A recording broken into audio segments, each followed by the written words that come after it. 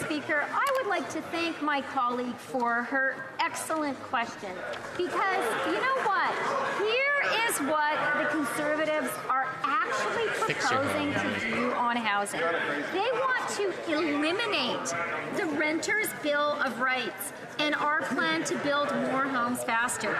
They want to actually cut the infrastructure funding that municipalities need to get more homes built.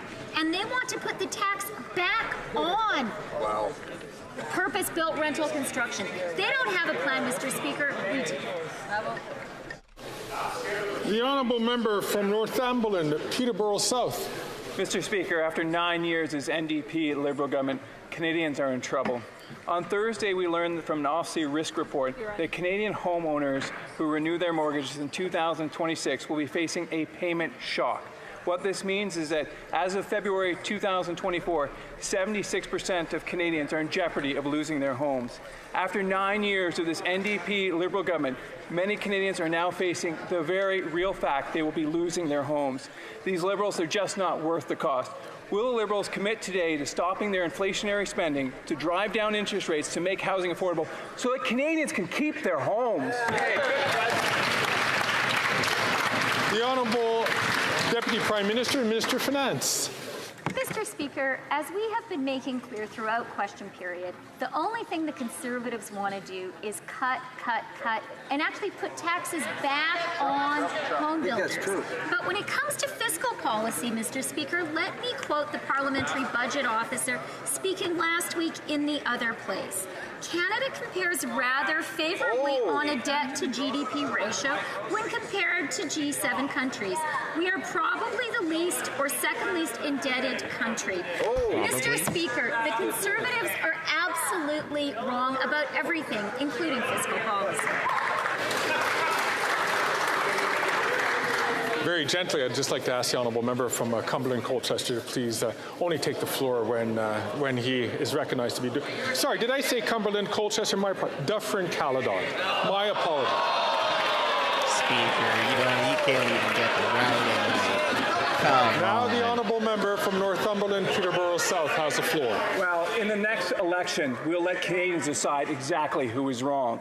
And if you listen to these Liberals talk about this, you would think they never had it so good. The truth, it couldn't be any further. The fact is, we have tent cities from coast to coast. We have students who are living underneath bridges. We have workers who are living in their cars. You know what? If these Liberals won't listen to Canadians, if they won't listen to Conservatives, listen to your own regulators. Stop the spending, drive down costs, so Canadians can keep their homes.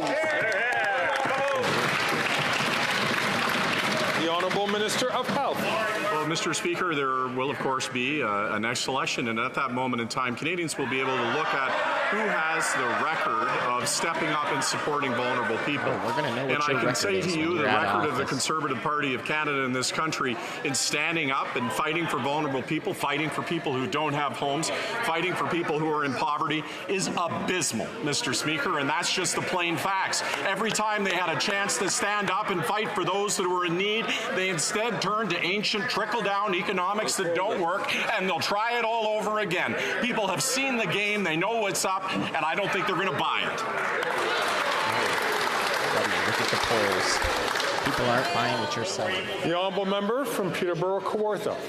9 years of this Liberal NDP government, Canadians are hungry and homeless. In the Minister of Housing's own backyard, 10 people are going homeless every single week. 1 in 4 Canadians feel they don't even have enough money to live.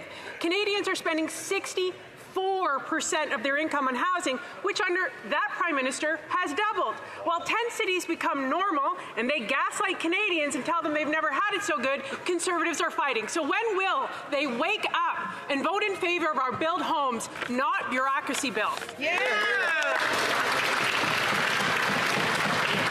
The Honourable Minister for Housing, Infrastructure and Communities. Mr. Speaker, my honourable colleague would like to talk about my community. I want to take an opportunity to thank the service providers at shelters like Viola's Place. I want to say thank you to our partners at Cody's Place who are benefiting from a multi-million-dollar investment to build more affordable housing. I want to say thank you to the Antigonish Affordable Housing Society for partnering with us to build more units for vulnerable families in that community. But let's take a minute to talk about her community. She goes and shows up for ribbon cuttings for projects that we have funded when she voted against them in the House of Commons. prices. I hope the Conservatives will do the same. Sean Fraser, you are the worst housing minister we've ever had. No.